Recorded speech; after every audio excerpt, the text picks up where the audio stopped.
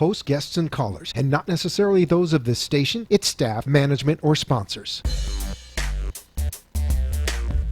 AMP2.tv presents Tell Us Your Business, where you're invited on the air to tell us what makes your business stand out in the community. It's important we hear from you to tell us all we need to know about what you do best. Tell Us Your Business uses the latest radio and television production systems, and all shows can be seen on AMP2.tv. If you have a question for our guest, call 888-565-1470. Now, let's get ready as our guest hits the airwaves and informs us about what we need to know on Tell Us Your Business. I host. Hey, welcome to Tell Us Your Business. I'm Jennifer Gutschmidt, and it seems tonight we're really talking once again about health and wellness. And we have an incredible story that I know I'm rethinking how I'm going to eat. You're going to rethink how you're going to eat as well. But let's jump right into it because I feel like there's a lot of pieces to this story. I'd like to welcome Deanna to our show tonight, and you are a retired Air Force colonel. Yes. Okay. And you did a little something in the Air Force. Explain what you did. I was a physicist, and so I specialized in electro-optics and lasers. I worked in launching satellites, working in missile defense, chemical, biological defense, and NATO operations. So what I'm getting from that is like, you're crazy smart. You have to be. Well, it was a fun when career. you had me at all the stuff that you do, and I'm just like, oh, okay, a little something she did in the Air Force. So.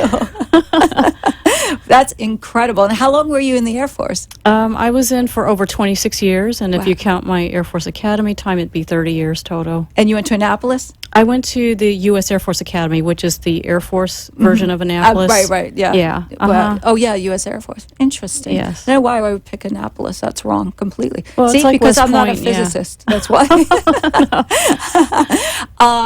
Now, you're not here to talk about that, although I think that does play an interesting piece in you.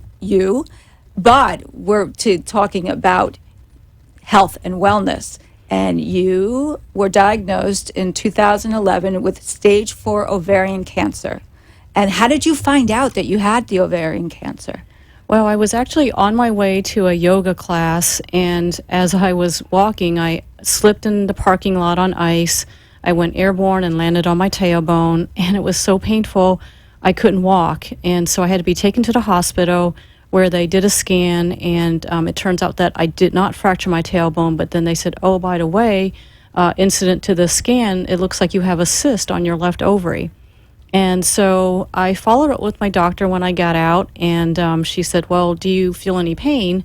And I said, no. And so she said, well, don't worry about it because, women of childbearing age, it's common to have cysts on their ovaries. I was just going to say, cysts are common, right? And painful, but yours didn't seem to have any pain. So a lot of times it just works its way out. That's what I was hoping.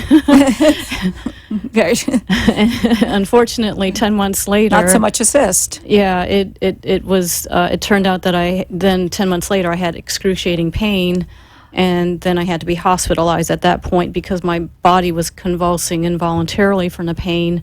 And so as soon as I got into the hospital, they actually put me on a morphine IV. Wow. And I was just so shocked because I thought that the morphine would take the edge of the pain off. But it didn't. In fact, it made me worse. I got nauseous. They had to give me anti-nausea medication, which then caused, constipation. So then they gave me stool softeners, which caused diarrhea. And then they said, oh, you have C. diff infection, bacterial infection. And I just thought to myself, I didn't come into the hospital with all these other issues. And so when I recognized that there was just this kind of vicious cycle in the pharmaceutical drugs, I decided that I wanted to get taken off of everything. And so I had to sign a waiver to get rid of the IV. And eventually what I learned to do was to meditate to get rid of the pain. And it took 6 hours of it, but then it completely resolved. Okay, so I have so many questions. Now, obviously, if you were on your way to a yoga class, you were already doing a lot of practicing healthy habits, correct? Yes. And did you have typical eating habits? You ate some meat, you ate some dairy, you ate some... I ate a little bit of everything. Maybe I avoided pork, but everything else I tended to eat growing up. And I was very conscientious of my health. I didn't eat junk food or anything. And I was also a nationally certified fitness instructor for 8 years. And so I was very, just aware of my health. And So you had already been down a healthy lifestyle to begin with. And therefore you think, what could go wrong? I'm doing what I'm supposed to do. I go to yoga, fitness, I do all these things. And now you're in the hospital. It's made worse by all the medications that had counteractive things with one another. How did you decide no more and what path to take? Right. Well, first, when I realized this vicious cycle, that's when I said no more. But what kind of really gave me a further push in that direction was that my mother's father was a traditional Chinese herbalist.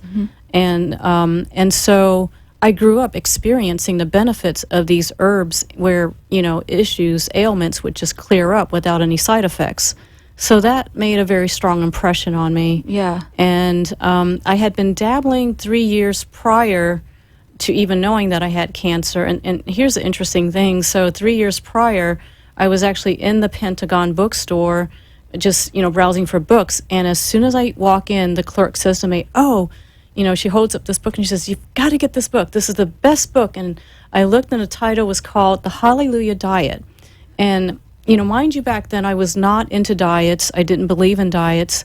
But something about the Hallelujah intrigued me, so I bought it. And when I went home that night, I couldn't put it down because it was about this. The author basically had colon cancer, and he had a baseball-sized tumor. And within a year of changing his diet to a vegan diet, he was able to reverse it. The whole tumor disappeared. Oh, my goodness. And he said all his other health issues disappeared. So I was dabbling in it, but I wasn't fully committed. But when I was in a hospital, realizing that this morphine IV did nothing for me, I said to myself, I think I know what I need to do. I'm going to go full board, raw vegan and see what it can do.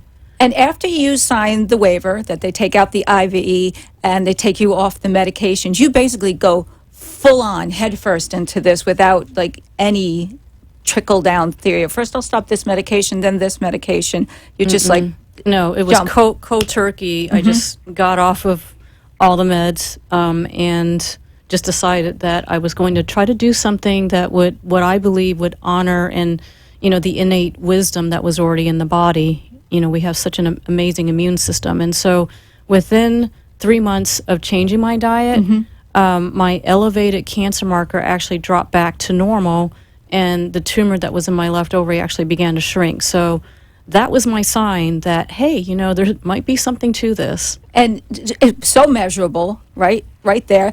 The incredibly intriguing thing to me is that you were able to figure out how to meditate to pain manage. Yes, I had actually, I was studying at the Institute for Integrative Nutrition, and so one of the instructors is Deepak Chopra. And I remember hearing him say, wherever you feel pain in the body, breathe into that space and send it love and compassion. And that's what I did. I decided now is the time to put this into practice. Right. I was in a place of dire need, and it took a while, but it worked. It's interesting. I mean, just that you could get off pain, because we have such a opioid epidemic in our country as is, and a lot of it is because people get prescribed medication that may or may not be the right prescription for them. So I think that's very interesting that you were able to do it naturally. So you start this, day one you're starting this and you decide, I'm going to be raw vegan. What did you start eating? I started eating not only the regular lettuce, tomato, cucumber salads, but I added things that were really nutrient dense, which were sprouts. So sunflower sprouts, pea shoots, fenugreek sprouts, azuki bean sprouts. There's just a variety. And these are super high in protein. People often ask me, where do you get your protein from? It's from the sprouts. And they're high in minerals and just a lot of phytonutrients and other vitamins. And that's the substance, because if I were just to eat lettuce, tomato, cucumber, that's not very satisfying, and it won't make you feel full, typically. So Yeah. these sprouts is what really adds the substance. Are they, and I don't know too much about this, so it's really to ask questions for you guys and for me. Are sprouts anti-inflammatory in nature? Yes, they are, because they're alkaline. So when you eat these plant-based foods, you're actually increasing the, alkalinity. So the pH scale, you're going slightly a little bit more than 7.0. And when that happens, that actually is anti-inflammatory in nature. And there's so many, like, I struggle sometimes with finding what I'm going to eat because there's so many GMOs. I know dairy is really not the right thing that we should be putting in our bodies. I pretty much don't do too much dairy at all. With that said, do you feel that more people are moving towards this thing, or because now they come out with like the Impossible Burger or all these plant-based things that are cooked up in a lab doesn't necessarily make it healthy? No, it doesn't. Yes. And so I'm encouraged that they are trying to go towards maybe meatless types of meat, but at the same time, when you bring in these genetically modified, molecular compounds, I don't really think that's something that is compatible really with our human biology, because our bodies were designed really for things that really grow naturally, in the ground and not in a lab. Right. Yeah. That's why. That's why I think, because I know people get confused. They think they're making a good choice, and maybe not so much. So you have the sprouts. What else do you add to like really make this a miracle? Quite frankly. Well, in addition to, as far as the nutrition goes, I also eat, seaweeds, because that's a good source of iodine. And then there's also nuts and seeds, which are a good source of the omega-3 fatty acids. But it's more than just a nutrition. It really takes a holistic approach to heal. And so it's important to look at emotionally, what's going on inside of you. What have you been through in your life, and to resolve any of the traumas, the conflicts you've been through. And then spiritually, I think it's important to also have a strong faith, because we are, a spirit having a human experience. So it's really just a whole approach to how you've changed your life and how you experience the world in a day-to-day basis. Yes, it's a total change in lifestyle, in mindset. Before I used to be very focused, just on my career, on working. I worked 16 to 18-hour days, and that's not balanced, And so when you think about it, cancer, I think to me, what it metaphorically represents is a tumor is really kind of like they're cells that are off doing their own thing. They're not integrated into the rest of the mission of the other, cells, tissue, organs in the body. And so that lack of integration at the biological level is really a manifestation, I think, of what's going on in your life. There's probably a lack of integration with other things in your life. Yes. And are you teaching this for people, or how are you taking this and helping people with this? Yeah, so I became a certified holistic health coach, and I'm helping to coach people on how to heal, holistically from cancer. And I'm also speaking. I've spoken to doctors, nurses, medical students, because it's not, I guess, every day that someone goes into hospice, like I was in, and was able to come out. And so, How long were you in hospice? I was in there for about a month and a half. And when they said you have stage 4 ovarian cancer, unfortunately, you know how it goes. Did they put a time on the thought of how long you would be able to survive? Yes, they gave me 4 weeks. Oh my to live. gosh. Yes, I had, both of my lungs had collapsed, filled with fluid. I was on oxygen, and there was a tumor in my right lung, my right underarm, my left leg, and in my back, between the ribs as well. That's it. First of all, I just want to tell you how incredibly brave it is that you've decided I can do this better, because a lot of people maybe wouldn't be able to think straight in this type of situation, that you even had the wherewithal to say, I can heal myself better than you can heal me. And it's incredibly brave. So that's the first thing I want to tell you. How can people get in touch with you? Because I want to make sure that we get to the audience how they can get in touch with you. Yes, they can go to my website. It's deanna1.com. So that's DEANNAWON.com. And through there, they'll be able to see classes and where you'll be appearing and times you'll be doing speaking engagements. Yes, and they can also schedule a free consultation with me as well. Do you have menus on that? Menus on? Do you have a menu? Because I do. wouldn't even know how to go raw vegan without a huge roadmap to it. Yeah, I do have recipes, and I have a meal plan, and so it does walk people through how to do it. You know, I've created documents that kind of tell you, you know, what foods to add in, what foods to eliminate. And with that, I don't want to say it's a system, but with that whole idea, you then integrate the mind, the body, the soul, the spirituality of it all. That you kind of suss that out with people during the intake? Is that what happens? Exactly, right. Because some people, you know, they might feel like they have the diet under control, and I've had some who said, you know, I just want you to work with me on the spiritual aspects of healing. And so that's what I do. I tailor, you know, my program specifically to the person. I don't want to just apply a set template because everyone is different. Right, right. What's been the most surprising thing you've learned along the way? I think the most surprising thing I've learned is really the power of our thoughts and our belief system. Because, you know, we might be you know, just very sincere about our beliefs, but if we're, you know, wrong, it doesn't matter how sincere we are, we might, you know, make the wrong decisions. And so it's really important to really get in tune with what you believe in and understand why you believe in something, not because it's something that, you know, was passed on down to you or, you know, was taught to you in school or church, but it's got to be something that is really truly revealed in a way and kind of true to who you are as a person, that you really take ownership of it. Because I was so convinced that nutrition made a difference for me, I was actually willing to die for it. Yeah. And that, I mean, that's what, talk about the integration piece of it, that's what really started the journey. And now, how are you doing cancer-wise now?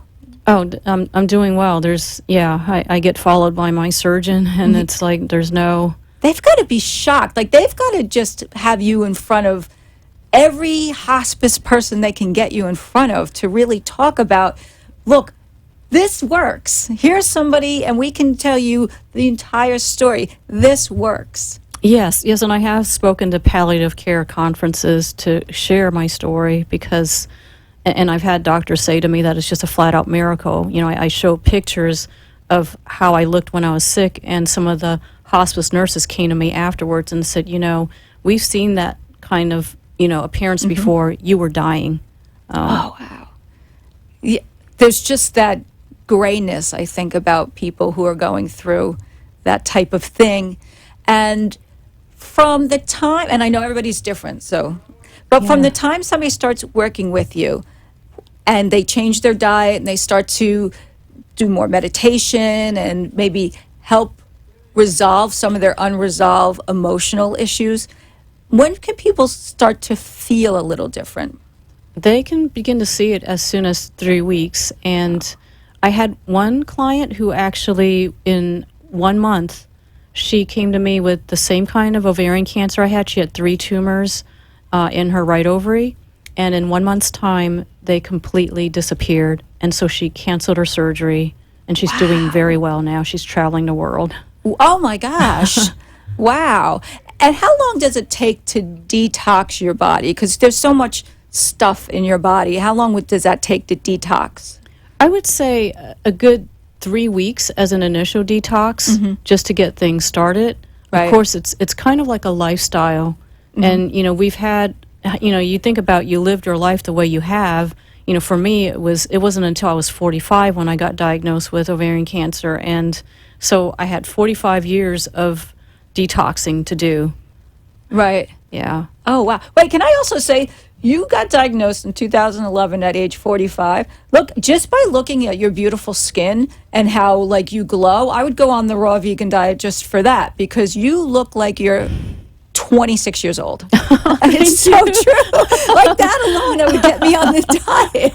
I would just be like, that benefit done. So that's a byproduct of that for sure. It really is, because the beauty, your skin, everything, it comes from within. It's not what you put on your skin, it's what you put in your body. Mm-hmm.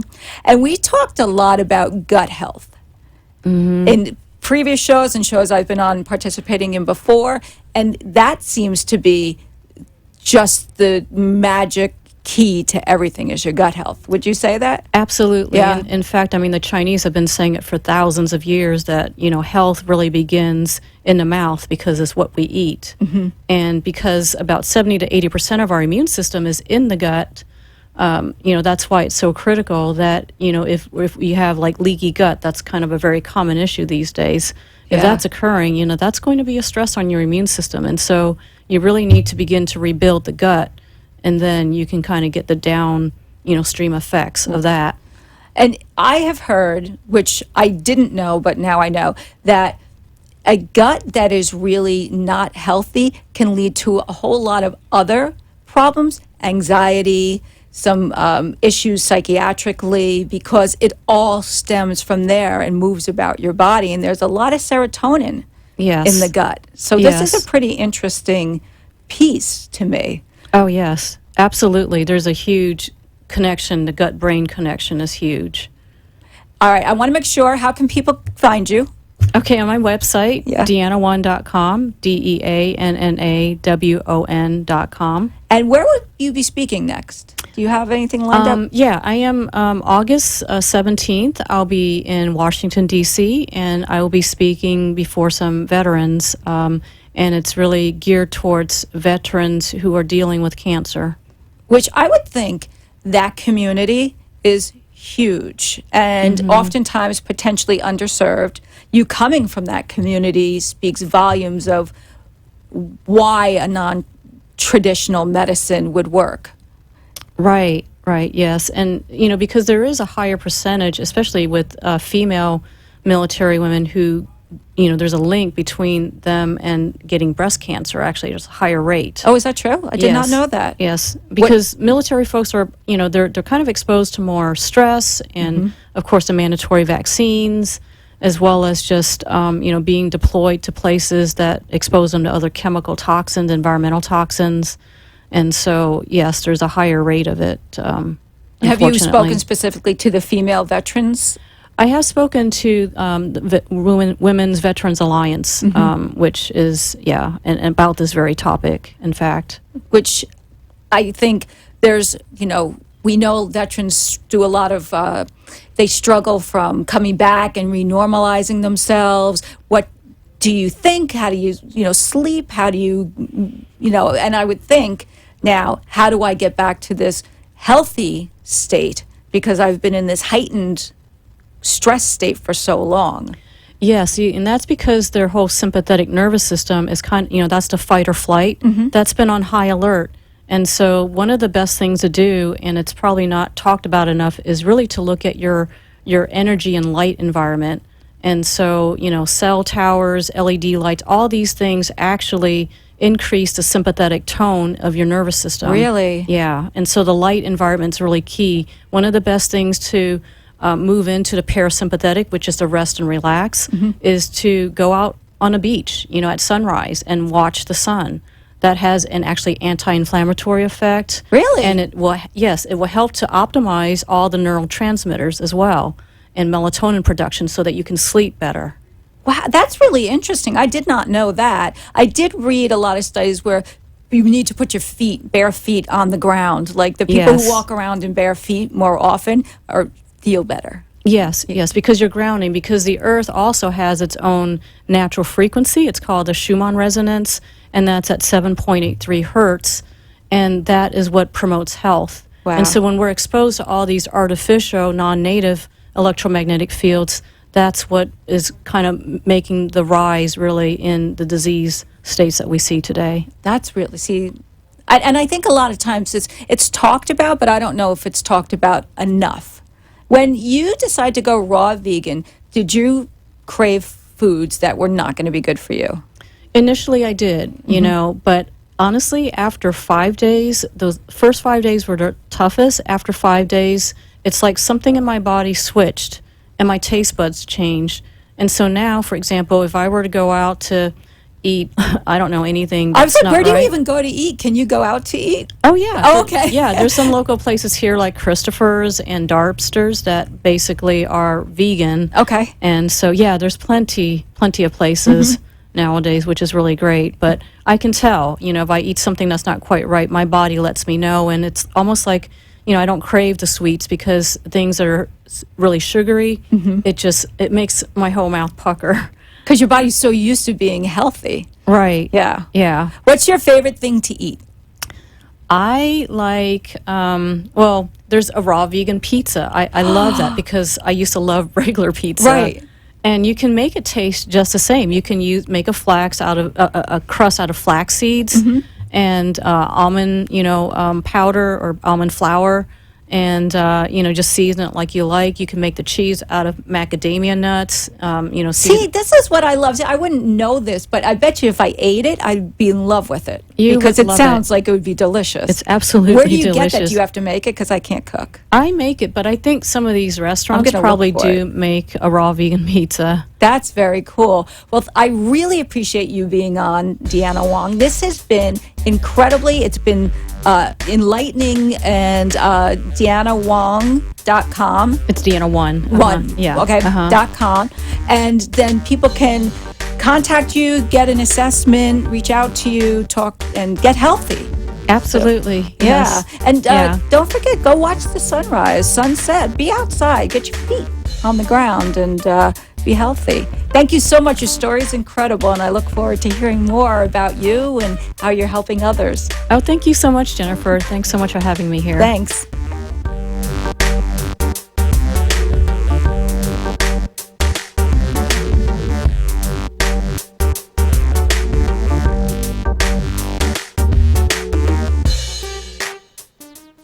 This has been Tell Us Your Business, where a special guest comes on every week and tells us what they do. All shows can be seen on amp2.tv, and if you wish to be a guest, call 866-224-5422 and tell us about your business. That's 866-224-5422. This has been an amp2.tv production.